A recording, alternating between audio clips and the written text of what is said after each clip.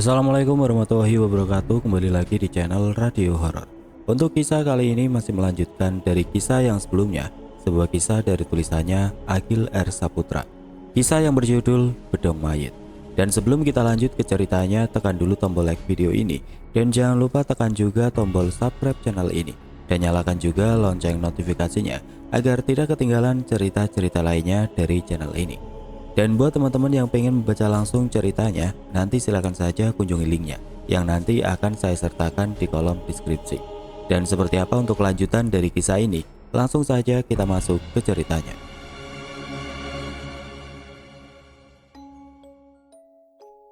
Singkatnya siang itu juga Mbak Jayus, Mbak Roso, serta Mbak Mangun pun segera menemui Darwis, yang mana sesampainya di sana, tampak cucu Mbak Gajul yang sepertinya sedang berada dalam obrolan serius bersama satu temannya yaitu Pak Ijo. Dua pemuda itu tampak gugup setelah para sesepuh-sesepuh ini masuk begitu saja tanpa mengetuk pintu. "Gimana Le? Sudah kamu carikan rombeng itu?" tanya Mbak Jayus tanpa berbasa-basi, yang ditanggapi oleh cucu Mbak Gajul itu dengan mempersilahkan para tetua itu duduk terlebih dahulu. "Nyuwun sewu Mbah, monggo silakan duduk dulu," jawab Darwis dengan agak sedikit gelagapan. Temannya Pak Ijo juga terlihat gagap dan gugup. Pasalnya topik obrolan serius yang baru beberapa detik lalu mereka bicarakan adalah bahasan tentang ketiga sesepuh itu. "Sudah Le, jujur saja, kami sudah tahu dan kami juga tidak akan marah kok," kata Mbak Mangun kini beberapa saat setelah semua orang duduk. "Sendiko dawu Mbah, saya mengaku salah," kata Darwis menunduk. "Kamu kan sudah kami weling toh Le," salam Mbak Jayus yang kembali dijawab oleh Darwis dengan berbagai paparan dengan harapan agar dirinya tidak terlalu dipojokkan. Di dalam penjelasannya, Darwis mengakui kalau awalnya ia memang tidak begitu percaya dengan soalan ini. Bahkan ia juga tidak yakin kalau mendiang kakeknya Mbak Gajul benar-benar serius dengan wasiat kain rombeng itu. Toh terakhir ia mendengar kakeknya berwasiat kepadanya adalah 3 tahun lalu, jauh sebelum kakeknya itu meninggal. "Saya coba ingat-ingat terakhir Mbak Kakung membicarakan itu. Ya, 3 tahun yang lalu sebelum beliau sakit. Dan sejak sakit Mbak Kakung tidak pernah lagi membicarakan itu sampai beliau meninggal," kata Darwis di tengah paparannya, yang mana setelah itu ia menjelaskan bahwa sekarang pandangannya telah berubah. "Tapi dengan semua kejadian belakangan ini, yang bahkan sempat saya sendiri juga mengalaminya, saya benar-benar menyesal Mbak. Sebenarnya rasa khawatir itu sudah terasa dari ketika Mbak Kakung akan dimakamkan. Tapi kebetulan hari itu saya tidak berhasil bertemu panjenengan-panjenengan ini, yang menurut orang-orang yang saya tanyai waktu itu, panjenengan semua tengah sakit," tambah Darwis yang langsung ditimpa oleh Mbak Roso dengan nada yang agak tinggi. "Tapi setelah hari itu, kenapa kamu tidak menemui kami?" kata Mbak Roso sedikit menyentak. "Saya takut Mbah, tapi sejak hari itu sebenarnya saya selalu berkeinginan untuk bertemu panjenengan-panjenengan. Kalau tidak percaya, tanya saja sama Pak Ijo ini. Tapi ya itu, rasa bersalah saya ini semakin membuat saya menjadi takut," ungkap Darwis yang didukung juga dengan pendapat Pak Ijo. "Bener Mbah, hampir setiap hari Darwis membicarakan itu kepada saya. Bahkan tadi sebelum Simba-Simba masuk, kami juga tengah membicarakan hal itu. Berulang kali saya juga menyarankan Darwis untuk sowan. Tapi ya itu, dia itu cuma tidak mau saja kalau sampai disalah-salahkan oleh seluruh warga atas teror belakangan ini," ucap Pak Ijo kini yang mencoba untuk membantu memberi pengertian kepada para sesepuh-sesepuh itu. Hingga Mbak Mangun pun kembali menyela. Sudah, tidak ada gunanya memperdebatkan itu. Yang penting sekarang adalah bagaimana kita mencari benda itu sampai ketemu," salam Mbak Mangun yang tidak lama setelah itu berkata kepada cucu Mbak Gajul itu bahwa sampai detik ini hanya segelintir orang yang tahu sebab musabab dari semua ini. "Untuk kamu Le, tenang saja, para warga belum tahu kecuali keluarga kami dan Pak Carik. Itu pun sudah saya kondisikan agar soalan bedong mayit milik si mbahmu ini tidak diketahui oleh warga desa Turi ini," tugas Mbak Mangun yang tentu membuat Darwis menjadi agak sedikit lega. "Kalau kamu mau ikut bantu kami mencari Jo, Dan ingat pesan kami, jangan sampai orang-orang desa tahu dulu perihal bedong mayit ini. Pesan Mbah Mangun mewakili para sesepuh yang tentu diiyakan oleh Pak Ijo walau dengan gagap meragu. Enggih Mbah, saya akan ikut, jawab sahabat dari cucu mendiang Bagajul itu dengan agak terbata. Ya sudah, ayo sekarang kita cari benda itu, ajak Mbah Roso seraya mencucuk matikan rokoknya ke dalam asbak di ruang tamu rumah mendiang Bagajul itu.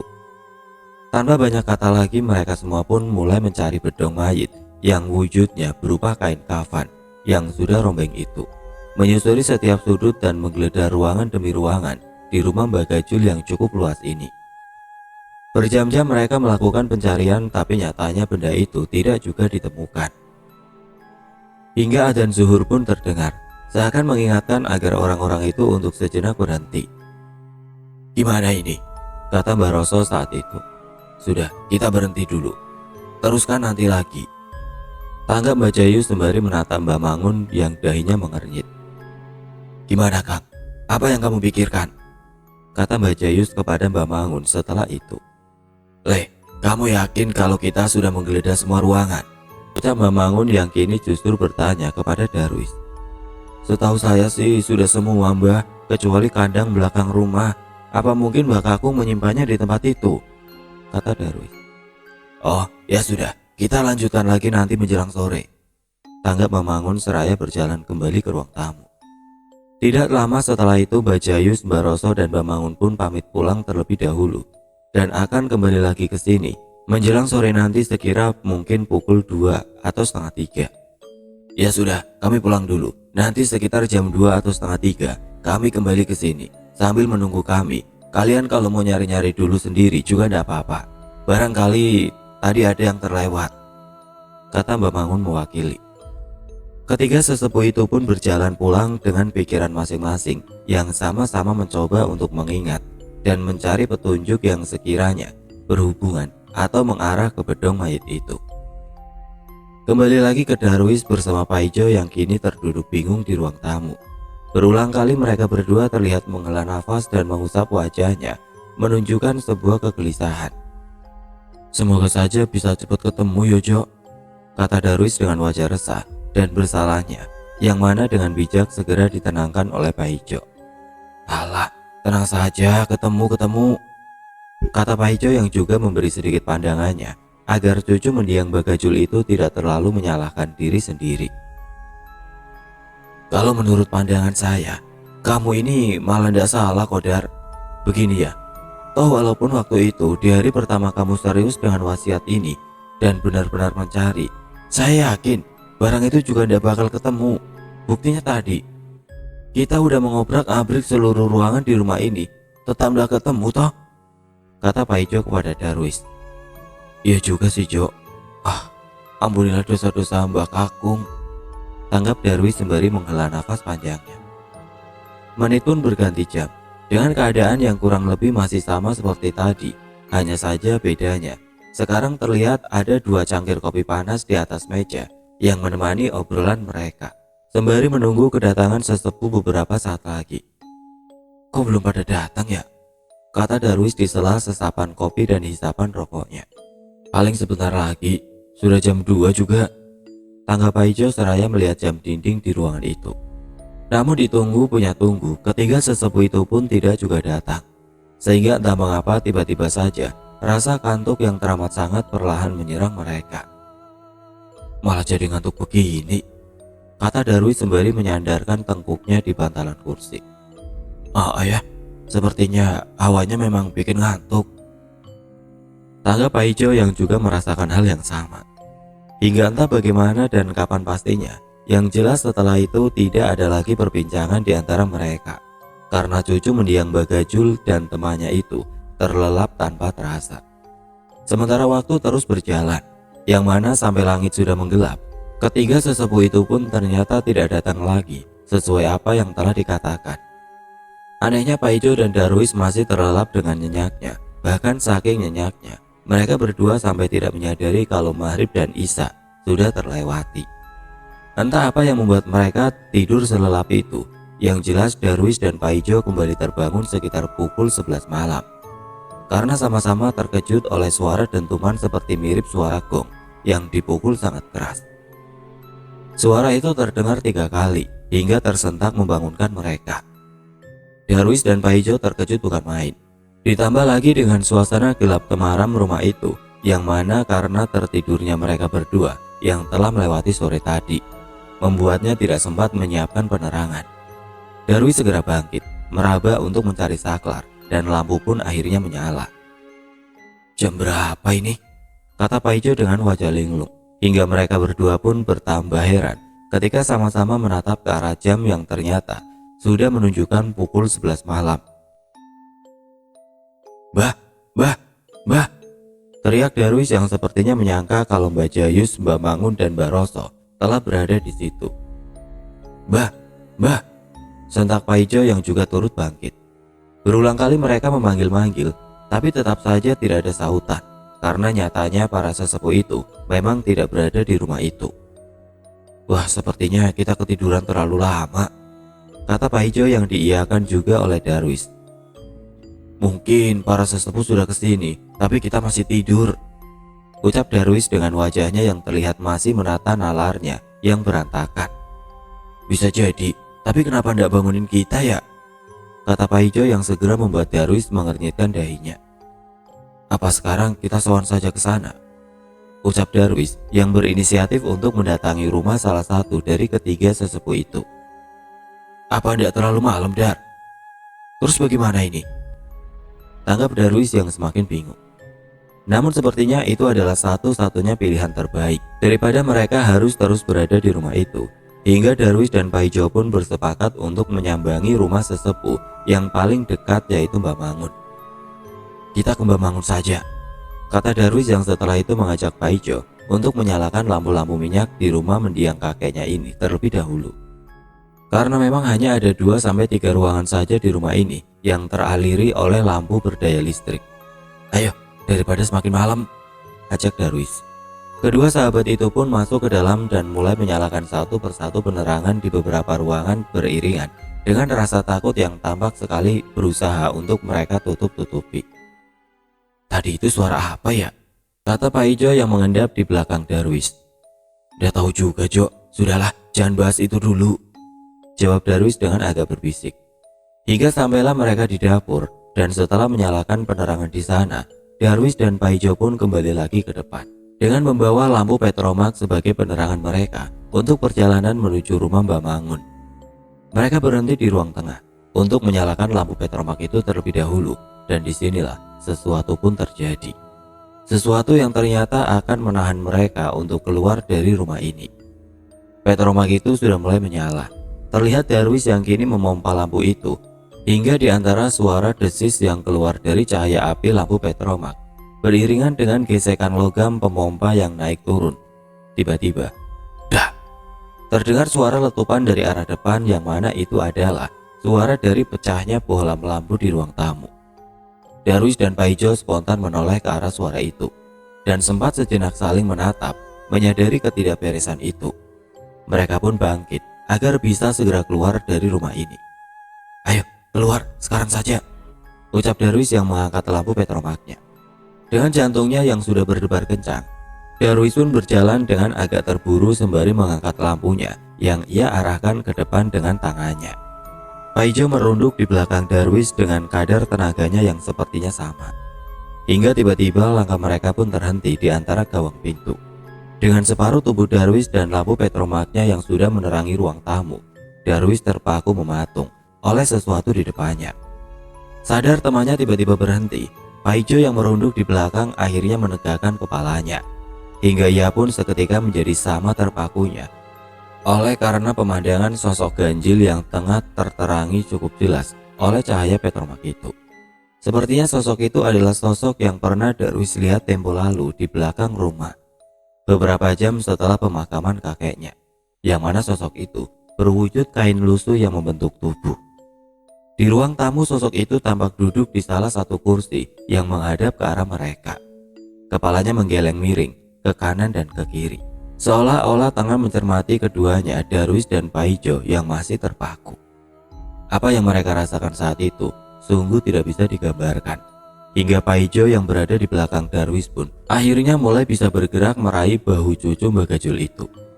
Dar, dar, ucap Paijo dengan lidahnya yang terasa keluh, sembari meraih pundak Darwis dari belakang. Darwis tidak bergeming, meski Paijo saat itu tengah meremas pundaknya sekuat mungkin. Dar, ayo Dar, kata Paijo lagi sambil menunduk, dengan suaranya yang mulai bergetar menahan tangis. Namun tetap saja cucu mendiang Mbak Gajul itu tidak merespon. Yang anehnya lagi, terpakunya si Darwis itu dalam posisi yang sama sekali tidak berubah, yaitu masih dengan satu tangannya yang mengangkat lampu petromaknya meninggi ke arah depan. Ayo Dar, kata Paijo sekali lagi. Bersamaan dengan penerangan yang dibawa Darwis perlahan mulai meredup dan akhirnya mati. Ingin rasanya Paijo berlari, tapi ia tidak tega untuk meninggalkan sahabatnya itu. Hingga tiba-tiba Darwis pun terkulai jatuh, meninggalkan Paijo yang kini pasrah berdiri.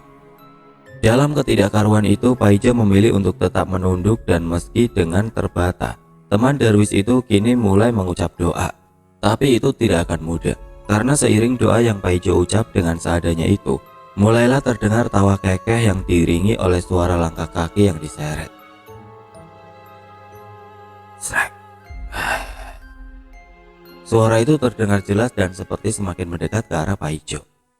Mendengar itu, Paijo mencoba untuk mengucapkan doanya lebih keras, walau itu malah membuat doa yang ia ucapkan semakin terdengar gagap dan terbata. Hingga setelah beberapa saat bertahan, sampailah Paijo pada ambang batas ketakutannya, yaitu ketika tiba-tiba ia menyadari suara yang cukup dekat dengan telinganya, yang mana suara itu terdengar jelas, tengah menirukan penggalan ayat yang ia ucapkan dengan nada yang tampak mengejek. Qul huwallahu ahad, Qul huwallahu ahad, Qul huwallahu ahad. Begitulah penggalan ayat yang didengar oleh Paijo berulang-ulang dengan nada dan irama yang seakan-akan tengah mengolok-olok dirinya yang saat itu tidak bisa mengucapkan doanya dengan benar. Paijo tentu semakin ketakutan oleh suara yang sedang menirukan doanya itu. Tapi entah mengapa setelah runduk tunduknya Paijo dari tadi, tiba-tiba saja ia dengan sengaja malah menegakkan kepalanya, yang mana hal ini tentunya adalah pilihan yang buruk baginya. Paijo kini melihat jelas sosok itu, namun dalam rasa yang semakin sulit tergambarkan itu, Paijo masih terlihat tetap berusaha untuk berdoa. Hingga sosok kain kafan lusuh yang semula membentuk tubuh itu, kini mulai membuka tudungnya dan memperlihatkan wajahnya masih dengan perangai yang sama, yaitu mengulang penggalan ayat yang Paijo ucapkan. Qul huwallahu ahad, Qul huwallahu ahad, kata wajah yang ternyata mengerikan itu. Di titik inilah Paijo terdiam kalah, mulutnya terasa terkunci melihat wujud peniru itu, dan tidak sampai 3 detik setelah itu, pandangan matanya pun perlahan kian menggelap, dan akhirnya benar-benar gelap. Sahabat Darwis itu pun limbung jatuh tidak sadarkan diri. Ia roboh ke lantai bertumpuk dengan tubuh cucu mendiang Mbak Gajul yang sudah terlebih dahulu pingsan. Keesokan harinya desa Turi kembali gempar. Teror yang sempat libur 1 hari pun nyatanya semalam kembali lagi. Tidak hanya pencolok atau hantu pengetuk dan kromoleo saja yang muncul dan meneror. Itu terdengar dari banyaknya warga yang mempunyai kesaksian berbeda-beda. Sulit untuk diuraikan satu persatu, yang jelas teror itu telah kembali dengan gangguan yang lebih mengerikan. Kini kita menuju kepada ketiga sesepuh yang pagi itu tampak baru saja keluar dari rumah salah satu dari mereka, yaitu Mbak Roso. Wajahnya tampak pucat dan lelah karena memang dari semalam tidak sedetik pun mereka memejamkan matanya. Tapi kenapa kemarin sore mereka tidak kembali lagi ke rumah mendiang Mbak Gajul? Ya, para sesepuh itu memang sengaja menundanya karena menunggu kepastian dari Mbak Gendis, istri Mbak Roso, yang kemarin siang menyuruh ketiga sesepuh itu agar berziarah ke makam Eyang Turi Manis, leluhur desa ini, sekaligus menjemput suruwalung atau daun sirih berwarna hitam yang menjalar di cungkup makamnya, sebagai media untuk mendapat gambaran di manakah sebenarnya bedong mayit itu disimpan oleh mendiang Mbak Gajul. Entah ilmu apa yang Mbak Gendis miliki, yang jelas dulu ketika ia belum menderita katarak, istri Mbak Roso itu memang dikenal bisa menerawang dengan media daun sirih. namun hanya dengan siri yang secara spesifik tumbuh di makam leluhur desa Turi ini. Hingga dengan keterbatasan Mbak Gendis yang dibantu oleh suaminya, Mbak Jayus serta Mbak Mangun, dapatlah mereka gambaran di mana kain rombeng itu dan kapan waktu yang tepat untuk mereka bisa menemukannya. Itulah yang menjadi alasan penundaannya, yang mana pencarian itu mereka undur dari sore menjadi pada Isya. Hanya saja salah mereka tidak memberitahukan kepada Darwis dan Paijo yang telah menunggu di rumah Mbak Gajul. Semalam ketiga sesepuh itu cukup lega karena sudah tahu di mana letak bedong mayit itu disimpan. Bahkan sekira habis maghrib, mereka juga telah berkumpul di rumah Mbak Roso. Hanya saja hal serupa seperti yang dialami oleh Darwis dan Paijo ternyata juga terjadi kepada Mbak Mangun, Mbak Jayus, Mbak Roso, bahkan juga Mbak Gendis, yaitu tertidur tanpa terasa. Dan seperti Darwis dan Paijo, mereka juga terbangun di saat waktu sudah hampir menuju tengah malam. Karena sesepuh itu segera teringat kalau mereka harus segera ke rumah Mbak Gajul. Tapi saat hendak keluar, ketiga sesepuh itu urung karena melihat Romo Leo yang berhenti di depan rumah Mbak Roso itu. Hantu pengiring jenazah itu benar-benar berhenti di depan rumah Mbak Roso. Sebenarnya berani saja ketiga sesepuh itu keluar dan menerobos rombongan lembut pengiring keranda mayat itu. Tapi Mbak Gendis melarangnya karena takut kalau tiga pria lansia yang salah satunya adalah suaminya itu bernasib sama seperti Mbah Narti Paring yang kemarin baru saja meninggal setelah menantang hantu Kromoleo itu.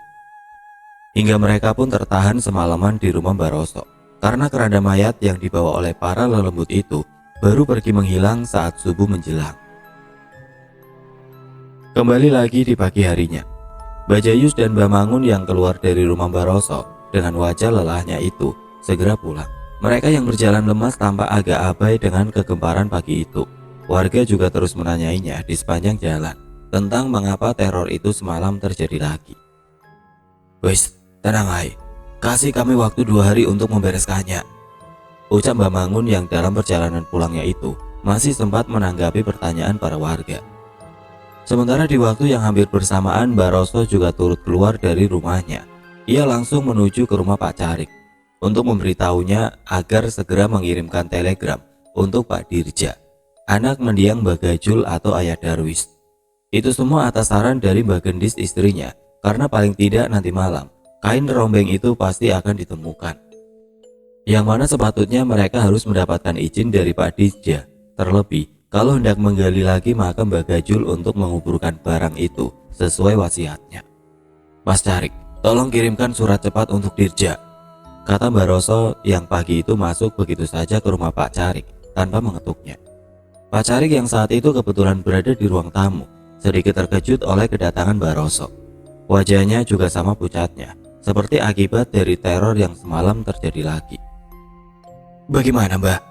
jawab Pak Carik yang tadi sedikit melamun dan tidak begitu menyimak perkataan salah satu sesepuh yang tiba-tiba masuk ke rumahnya itu. "Kirimkan surat kilat ke Dirja hari ini juga," ulang Mbak Roso. "Oh, telegram. Siap Mbak, memangnya ada apa?" Tangga Pak Carik mengkerutkan alisnya, yang segera dijawab lagi oleh Mbak Roso dengan wajah serius. "Sudah, kirim saja, biar masalah di desa ini bisa segera diselesaikan," kata Mbak Roso. "Oh, siap Mbak. Apa yang harus saya sampaikan kepada Dirja?" Tangga Pak Carik yang sigap mengambil selembar kertas. "Terserah kalimat apa yang akan sampean tuliskan Mas Carik. Intinya sampaikan saja kepada Dirja kalau kain rombeng itu sudah ditemukan. Suruh dia pulang untuk merawat dan membawa benda ini, atau kita akan menggali lagi makam Gajul untuk menguburkan itu sesuai wasiatnya sebelum desa Turi memasuki Pagebluk," ucap Mbak Roso yang langsung menyentak perhatian Pak Carik. "Ah, alhamdulillah. Sudah ketemu ya Mbak? Ketemu di mana?" Tangga Pak Carik yang terkejut. Wes, tenang saja. Pokoknya hari ini, atau kalau bisa sekarang juga, sampaikan surat kilat itu." "Jimba, sandiko dawu." Tangga Pak Carik lagi yang langsung menguraikan inti ucapan dari Mbak Roso menjadi sebuah kalimat yang kurang lebih seperti ini. "Kain pusaka Pak Bowo, nama asli Mbak Gajul, sudah ketemu. Ulanglah untuk merawat dan membawanya, atau kami akan menggali makam Pak Bowo untuk menguburkan itu sesuai wasiatnya sebelum desa Turi ini memasuki masa Pagebluk." "Begini Mbak," ucap Pak Carik sembari menyodorkan kepada Mbak Roso tulisan kalimat yang baru saja ia rangkai itu. "Benar mas," tanggap Mbak Roso singkat. Dan tidak lama setelah itu ia pun pamit pergi dari rumah Pak Carik. "Ya sudah, saya pulang dulu. Masih ada urusan lain soalnya. Dan jangan lupa hari ini juga ya, Mas Carik. Surat itu segera dikirimkan ke Dirja." Tugas Mbak Roso sembari bangkit dan beranjak pergi dari rumah Pak Carik itu. Di waktu yang hampir bersamaan pagi itu, Mbak Jayus yang baru saja sampai di rumahnya segera menjelaskan kepada Mbak Suri istrinya perihal penyebab ketidakpulangnya semalam. Istrinya tentu bergidik mendengarnya dan sempat menyuruh Mbak Jayus untuk berhenti mengurusi hal ini karena takut terjadi hal buruk kepada suaminya itu. "Kalau bukan kami siapa lagi, Bune? Tenang saja. Saya sudah tahu kok di mana barang itu berada," kata Mbak Jayus yang langsung ditanggapi Mbak Suri dengan heran. "Hah? Sudah tahu? Ya sudah sana, sekarang saja diambil dan langsung dikuburkan, Pak. Mumpung masih pagi, saya ragu apakah warga Turi ini akan sanggup bertahan lebih dari 2 hari dengan gangguan seperti tadi malam itu," kata Mbak Suri yang langsung disanggah oleh Mbak Jayus. "Nggak bisa, Bune. Menurut Mbak Ayu Gendis, dia sudah terlanjur lepas dan hanya bisa diambil di waktu saat dia telah bangun, namun sebelum dia pergi keluar untuk berkeliaran," jelas Mbak Jayus. Mbak Suri tampak tidak begitu menggubris penjelasan dari suaminya itu. Sepertinya ia malah justru lebih fokus dengan nama Mbak Gendis yang saat itu sempat disebut oleh Mbak Jayus. Mbak Ayu Gendis ikut juga toh, Pak?" kata Mbak Suri yang tampak heran karena sudah sangat lama ia tidak mendengar kabar dari istri Mbak Roso itu sejak penyakit penglihatannya semakin parah. Hingga perbincangan itu pun terhenti oleh Mbak Jayus yang berkata kepada istrinya bahwa ia harus segera pergi ke rumah mendiang Mbak Gajul untuk menjemput Darwis. "Sebentar, Bune. Saya harus segera menjemput Darwis. Sebentar kok. Saya hanya ke sana dan membawa Darwis untuk diamankan ke rumah Kang Roso," ucap Mbak Jayus seraya bangkit dan menyudahi pembicaraan pagi itu. Singkat waktu, Mbak Jayus yang sudah sampai di rumah mendiang Mbak Gajul pun agak dibuat terkejut oleh pemandangan tidak biasa dari Darwis dan Pak Ijo yang saat itu tampak tergeletak di lantai bersama lampu petromak yang sudah terserak pecah. "Wah, pasti ada sesuatu yang terjadi semalam," batin Mbak Jayus melihat itu. Ia tentu buru-buru menghampiri dan langsung membangunkannya, yang mana tidak lama kemudian Darwis dan Pak Ijo segera terbangun dengan mimik lemas dan bingung. "Ayo, kalian segera bebersih, dan habis ini saya antar ke rumah Eyang Roso," kata Mbak Jayus seraya menapik mereka berdua untuk duduk terlebih dahulu di ruang tamu. Darwis dan sahabatnya yang kini telah duduk itu pun masih terlihat linglung. Matanya saling menatap dan sesekali melihat ke arah Mbak Jayus yang tengah memperhatikannya dengan dahi yang mengernyit. "Kalian ini kenapa? Sudah, segeralah bebersih dan ikut saya ke rumah Eyang Roso," ucap Mbak Jayus yang seketika memecah kelinglungan mereka berdua. "Nggih, Mbah," jawab Pak Ijo dengan gagap, yang tidak lama kemudian juga diiyakan oleh Darwis. Waktu itu hari masih pagi, mungkin sekira pukul 7 pagi. Darwis dan Pak Ijo pun segera bebersih bersiap dan kira-kira 30 menit setelah itu, tanpa bertanya apa alasannya, mereka pun ikut perintah Mbak Jayus untuk ke rumah Mbak Roso. Masih tampak wajah-wajah ketakutan yang membekas di paras cucu Mbak Gajul dan sahabatnya itu, yang seperti membuatnya tidak mampu mempertanyakan alasan Mbak Jayus membawa mereka ke rumah Mbak Roso pagi itu. Hingga sesampainya di sana, Darwis dan Pak Ijo pun segera disambut oleh Mbak Roso sendiri, Mbak Gendis, dan Mbak Mangun. "Gimana? Sudah minta Pak Carik untuk mengirim surat?" tanya Mbak Jayus kepada Mbak Roso, begitu setelah ia masuk bersama 2 orang pemuda itu. "Sudah, pokoknya beres. Ini Kang Mangun juga sudah ngambil air di sumur kidul," sebuah mata air yang berada di dekat makam leluhur desa ini, jawab Mbak Roso bersamaan dengan Darwis dan Pak Ijo yang kini duduk. Hingga dirasa semua telah lengkap, giliran Mbak Gendis yang kini memberi penjelasan yang utamanya ditunjukkan kepada Darwis. Pada intinya Mbak Gendis menjelaskan bahwa keberadaan pasti dari bedong mayit itu sudah ditemukan, dan kini beliau memberi pertanyaan kepada Darwis, apakah dia ikhlas kalau makam kakeknya dibongkar. "Gimana, kamu ikhlas ndak, Le?" tanya Mbak Gendis saat itu. Darwis yang semula pikirannya masih dibayangi oleh sosok yang ia lihat semalam, seketika terbelalak sadar setelah mendengar bahwa para sesepuh sudah tahu keberadaan kain wasiat itu. Namun ia tampak gamang dan tidak bisa menjawab ketika ditanya soal kerelaannya jika makam kakeknya itu dibongkar lagi. Mbak Gendis sepertinya tahu apa penyebab dibalik kegamangan cucu Mbak Gajul itu. Hingga ia pun kembali berkata, "Sudah, soal bapakmu kita pikir saja nanti kalau dia sudah di sini. Sekarang saya minta pendapatmu dulu saja, Le," kata Mbak Gendis lagi, yang akhirnya dijawab juga oleh Darwis. "Mbah, kalau saya sih manut dan setuju. Pokoknya saya nderek keputusan para sesepuh agar desa Turi ini kembali tenteram," jawabnya yang kembali ditanya oleh Mbak Gendis. "Terus kira-kira ya, kalau menurut kamu, bapakmu setuju ndak dengan itu?" kata istri Mbak Roso itu, yang segera membuat Darwis resah mengusap wajahnya seraya berkata, "Nah, itu Mbah yang saya takutkan. Dari awal bapak itu sudah anti dan tidak percaya dengan hal semacam ini. Bahkan sebenarnya bapak juga turut diwasiati oleh Mbah Kakung. Dan kemarin sebelum dia kembali ke kota, bapak juga sempat bicara kepada saya kalau dia tidak akan setuju dengan turut dikuburkannya benda itu," terang Darwis, yang setelah itu menegaskan kalau lebih baik lakukan saja penguburan itu tanpa menunggu persetujuan ayahnya. Akan tetapi Mbak Gendis tidak mau jika ini dilakukan tanpa adanya kerelaan semua pihak. Hingga ia pun menawarkan pihak kedua, yaitu meneruskannya, yang artinya jika tidak mau dengan pilihan pertama, keluarga Mbak Gajul bisa melanjutkan alias merawat bedong mayit itu. Dengan itu masalah desa ini bisa selesai. Dia, bedong mayit itu, akan mendapatkan tuan baru dan tidak akan mengganggu lagi. Walau sesungguhnya ini bukan pilihan yang saya sarankan, terang Mbak Gendis, yang tentu langsung ditampik oleh Darwis. Mboten Mbah, saya tidak mau menjadi tuan dari benda yang mengerikan itu," tolak Darwis, yang kali ini disela oleh Mbak Mangun. "Memang bukan kamu, Le, yang akan menjadi tuannya, karena kain rombeng itu hanya mau kepada keturunan tertua, yang dalam hal ini adalah bapakmu," salah Mbak Mangun, yang langsung ditanggapi oleh Darwis dengan gelengan kepala. "Mungkin Mbah, dah mungkin bapak mau dengan hal itu." Mereka semua tahu jika musyawarah ini tidak akan ada ujungnya tanpa kehadiran Pak Dirja, ayah Darwis, hingga Mbak Roso pun berkata, "Sudah, kita tunggu saja Dirja sampai besok. Kalau bapakmu tidak pulang, kita artikan saja bahwa dia setuju. Ini genting, Kromo Leo sudah 2 kali muncul dan berkeliling desa ini.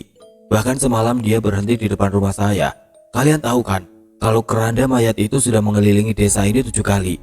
Pak Gebluk sudah di depan mata," tegas Mbak Roso, yang beberapa saat kemudian kembali ditanggapi oleh Darwis, yang berjanji bahwa nanti ia akan turut membantu membujuk ayahnya. "Nggih Mbah, nanti saya juga akan membantu sebisa mungkin agar bapak menyetujuinya," ucap Darwis. Pembicaraan itu pun kembali beralih dengan penjelasan dari Mbak Gendis, yang berkata bahwa Darwis dan Pak Ijo tidak perlu ikut untuk mengambil bedong mayit itu nanti malam. "Untuk nanti malam kalian tidak usah ikut, tidak apa-apa. Lagi pula semalam kalian juga sudah bertemu dengan dia kan? Nanti kalian nginep di sini saja. Soalnya bedong mayit itu akan selalu ingat dengan orang yang pernah melihatnya. Pokoknya kalian di sini sampai masalah ini selesai," jelas Mbak Gendis seraya tersenyum. Setelah apa yang dilalui oleh Pak Ijo dan Darwis semalam, tentu tawaran itu langsung mereka setujui dengan nafas yang lega dan sembari bercerita tentang rentetan keganjilan yang berujung penampakan yang masih terbayang jelas itu. "Wah, jika 2 atau 3 kali saja saya berturut-turut melihat itu, sepertinya saya akan gila Mbah," kata Pak Ijo, yang akhirnya berbicara setelah dari tadi terdiam menyimak dan hanya menjadi pendengar dalam perbincangan itu. "Benar Mbah, semalam adalah malam terburuk. Dari awal kami terbangun oleh suara mirip gong itu. Sebenarnya kami sudah tidak enak, tapi ya, saya tidak mau mengingatnya kembali. Saya hampir lupa. Kalau boleh tahu, sebenarnya di mana sih Mbah Kakung menyimpan benda itu?" tambah Darwis kini, yang juga bertanya kepada para sesepuh tentang di mana sebenarnya keberadaan benda wasiat kakeknya itu. "Walah, memangnya dia belum cerita?" tanggap Mbak Roso kepada Darwis seraya menunjuk Mbak Jayus. "Lah yo belum sempet toh. Wong tadi di rumah mereka masih kayak orang linglung," jawab Mbak Jayus, yang segera disambut sedikit tawa dari Mbak Mangun, Mbak Gendis, dan Mbak Roso, yang mengira bahwa Pak Ijo dan Darwis sudah mengetahuinya. "Di dapur Le, di atas tungku, buat membungkus gong," kata Mbak Gendis, yang akhirnya memberitahu bahwa kain itu berada di atas tungku perapian dapur tepatnya di ancak, semacam ruang di atasnya yang biasanya untuk menyimpan peralatan dapur. Di situ kain rombeng itu disimpan sebagai pembungkus sebuah alat musik tradisional gong. Hal ini dirasa cukup menyambung dengan apa yang semalam Darwis dan Paijo alami, yang mana malam itu mereka yang terlelap ganjil jelas sama-sama mendengar dan terbangunkan oleh suara mirip seperti gong itu. Obrolan itu pun sempat berlanjut untuk beberapa saat, hingga akhirnya berakhir oleh Mbak Jayus dan Mbak Mangun yang berpamitan karena hari sudah mulai menjelang siang.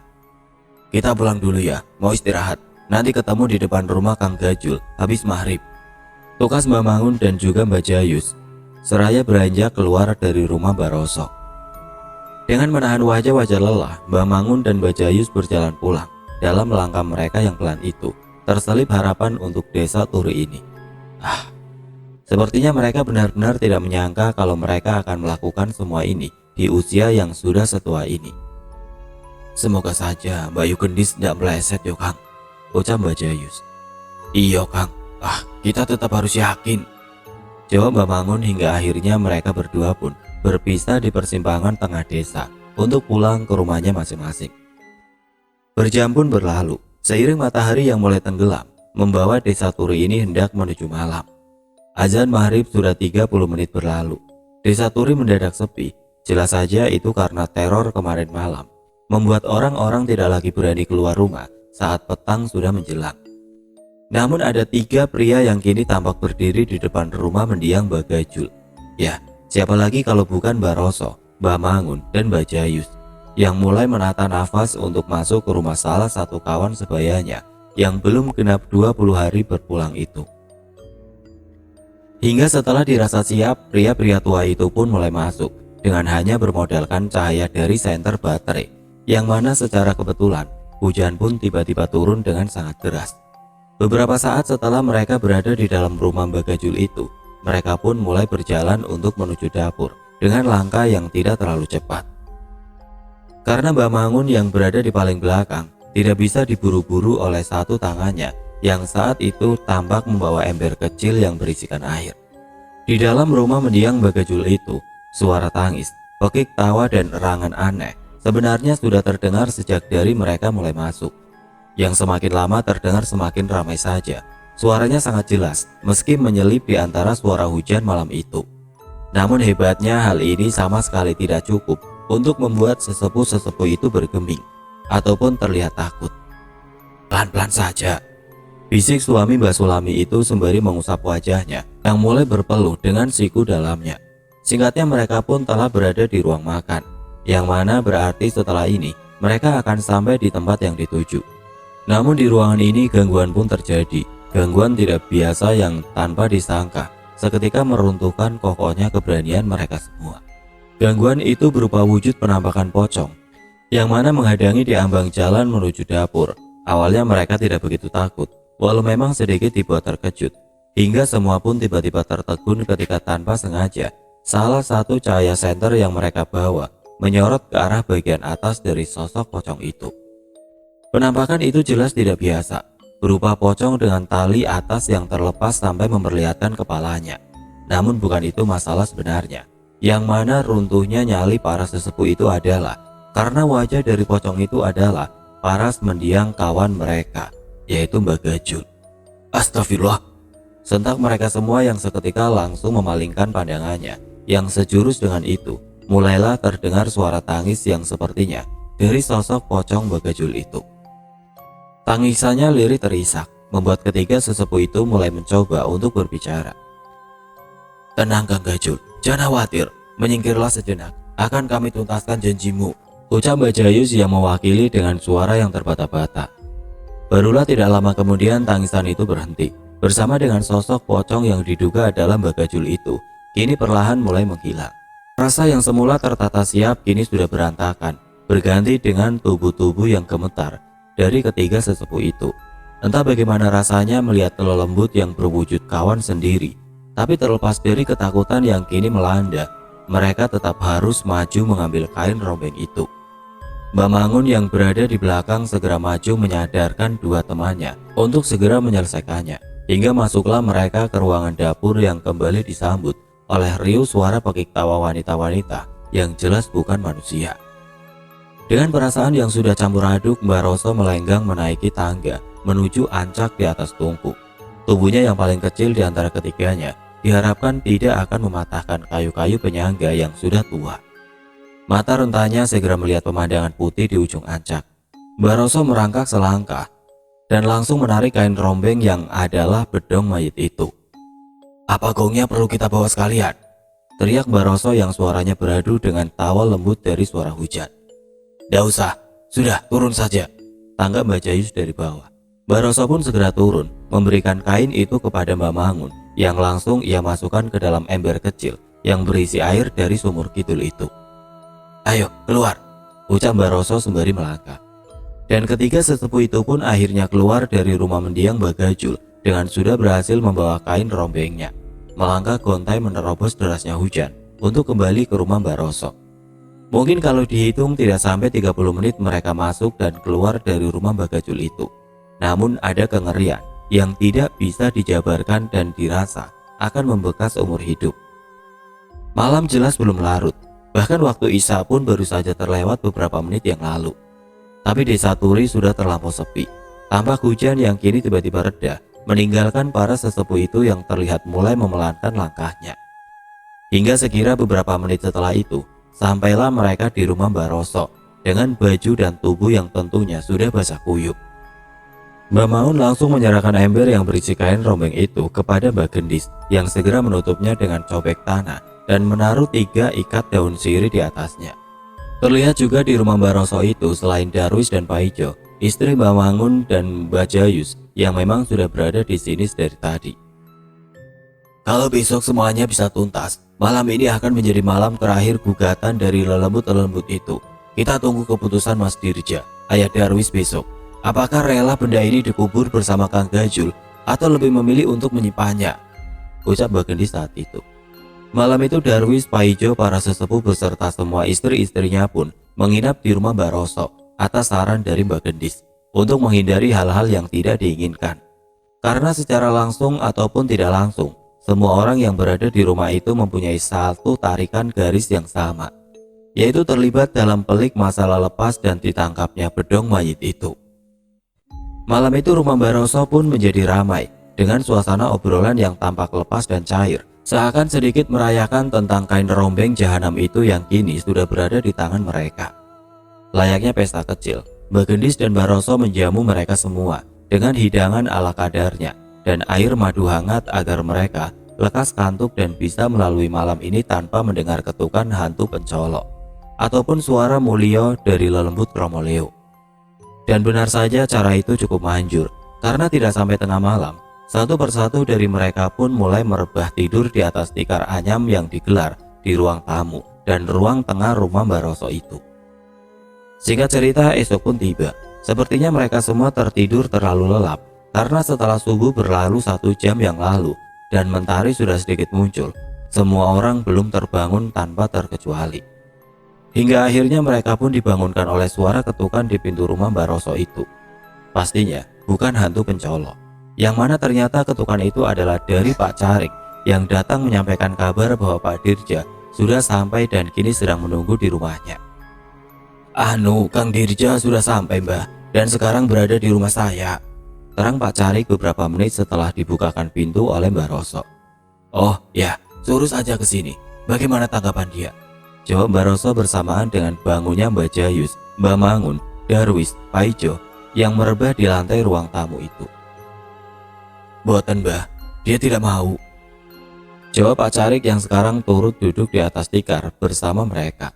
"Oh, panjenengan sudah menceritakan apa yang terjadi?" kata Mbak Roso lagi.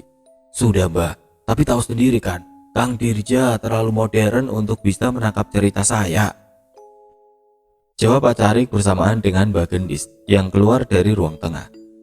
"Mas Carik ya? Gimana Mas Carik? Mas Dirja sudah datang," kata Mbak Gendis yang berjalan keluar itu, yang mana sempat membuat Pak Carik sedikit terkejut karena jarang melihat Mbak Gendis bicara sejak beliau sakit. "Nggih, Mbah, sudah Kang Dirja sudah tiba," jawab Pak Carik dengan sedikit terbata, yang mana kembali ditanggapi oleh istri Mbak Roso itu agar Pak Dirja dan para sesepuh bisa segera bertemu. Sudah Mas Tarik, suruh saja Mas Dirja bertemu dengan kami, tugas Mbak Gendis di pagi yang aneh itu. Menit pun berganti jam, hingga tibalah kini Pak Dirja yang tengah bermusyawarah di rumah Baroso. Seperti yang sudah semua orang duga, perundingan pun berlangsung alot. Pak Dirja kekeh tidak mau jika makam ayahnya kembali dibongkar.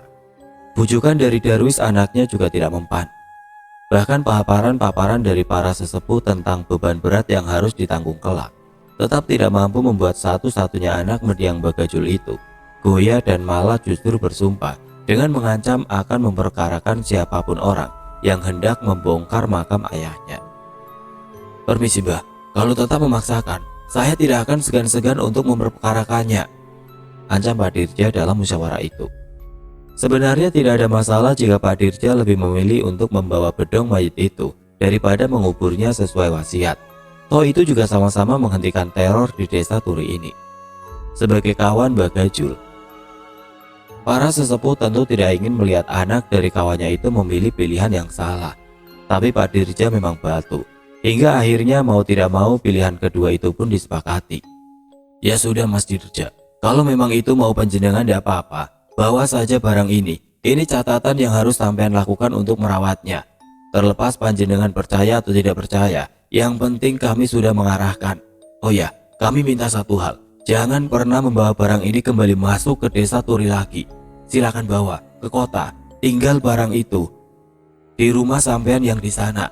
Rawatlah sebagai tanggung jawab atas apa yang sudah panjenengan pilih, ucap Mbak Gendis di detik-detik akhir dari musyawarah itu. Mbah, saya sebagai orang yang lebih muda, mohon maaf yang sebesar-besarnya di mata saya. Panjenengan semua para sesepuh, tetaplah orang yang selalu saya hormati. Saya akan membawa barang ini dan akan meleburkannya dengan cara yang saya yakini. Karena terus terang saja, saya juga tidak mau memelihara barang-barang seperti ini. Sekali lagi, saya mohon maaf, saya pamit dan titip anak saya Darwis sampai nanti saya kembali di acara 40 hariannya Bapak, pungkas Pak Dirja dalam musyawarah itu, dan ditutup oleh para sesepuh yang mendoakan semoga Pak Dirja menemukan orang yang mempunyai kemampuan untuk melebur atau melarung bedong mayit itu. Pada akhirnya kain rombeng jahanam itu pun tidak dikuburkan bersama Bagajul sesuai apa yang telah diwasiatkan, hanya karena ketidakrelaan Pak Dirja yang tidak mau kalau makam ayahnya kembali dibongkar. Seiring hari berlalu, teror desa Turi memang akhirnya terhenti dan berangsur-angsur kembali tenang, tentram seperti sedia kala. Akankah kelak timbul petaka baru jika melihat Pak Dirja yang jelas-jelas membawa kain rombeng itu tanpa ada kemauan untuk merawatnya? Apakah dia berhasil menemukan orang yang mampu memusnahkannya? Semoga saja, meski dengan caranya masing-masing, semua orang tentu mempunyai tujuan yang baik. Wasiat yang tidak tertuntaskan ini ternyata membuat berakhirnya Gugatula Lembut di desa Turi hanya menjadi awal untuk menuju babak baru kisah tulah kain rombeng jahanam itu. Oke teman-teman, sekian untuk kisah kali ini. Terima kasih buat teman-teman yang sudah dengan sabar mendengarkan cerita ini. Semoga ada hal baik yang bisa kita petik. Semoga berkenan. Matur sembah suwun. Sampai jumpa di bagian selanjutnya. Dan buat teman-teman yang baru bergabung, jangan lupa untuk like, komen, share, serta subscribe channel ini. Dan nantikan kisah-kisah horor berikutnya tetap di channel Radio Horor. Wassalamualaikum warahmatullahi wabarakatuh.